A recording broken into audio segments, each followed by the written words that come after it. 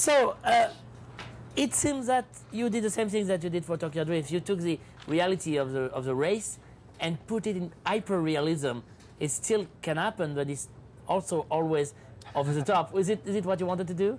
Well, I think tonally, you want to respect where the characters are. You know, I think thematically, you know, this film had to look different than the first film. It had to look different than the third film, because I think that one of the big things why we make this film is because all the characters are back.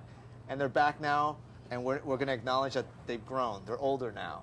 And so we need to have a style and that accompanies that and that hopefully, you know, supports that. Vin says that he came back because of the cameo in Tokyo Drift. Was it a plan?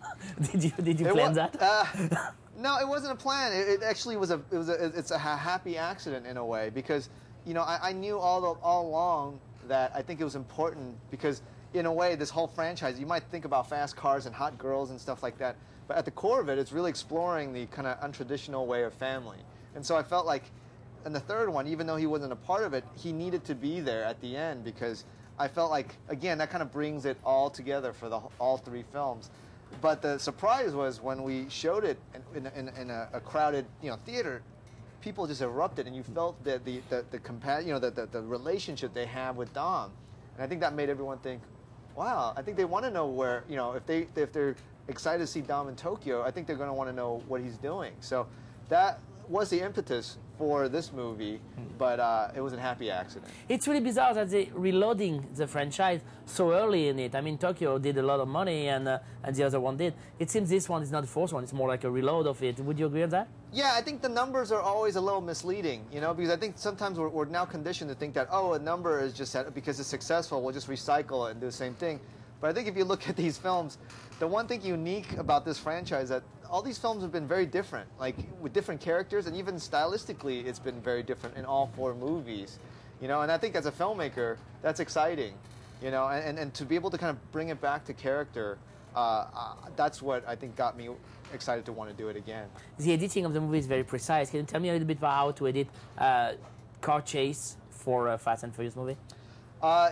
You know, car chases for me, especially in this, is so important, because not only is this why people come to see it, but if you don't use the time, whatever the 6-minute chase or race, and you don't sit there and try to help define certain things outside the chase itself, then it's going to be just kind of one note. So, like the example is the land train, you know, with all the explosions and all that stuff.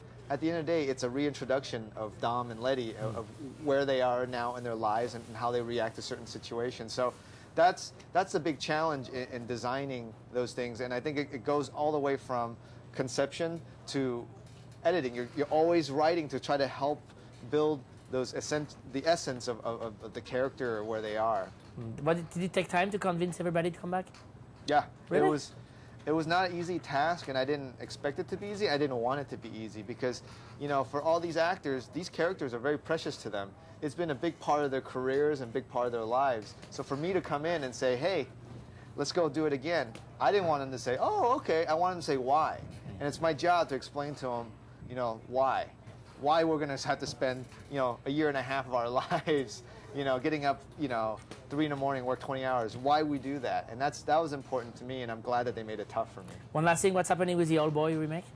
Oh, I'm out. I'm out. Yeah, I love the original film. I still think it has a lot of potential for not to, you know, again, remake is a tough word, because if at its worst, it's about taking something and just recasting, doing the same thing. I think that idea and that theme, you know, you can actually really take it and make a whole different movie, and that's what I got excited. And that was actually the first project after Better Luck Tomorrow that when they showed it to me, I said, oh, I love it. But obviously the film is a classic, you know, and I felt like to do that right, I had to be at a certain point in my life as a filmmaker in the business, and I just wasn't there. And now it's in the hands of Spielberg and Will Smith, and they're in a position that I hope to be in one day, to be able to make a film like that, you know. You will make a great one. Merci, monsieur. Thank you very much.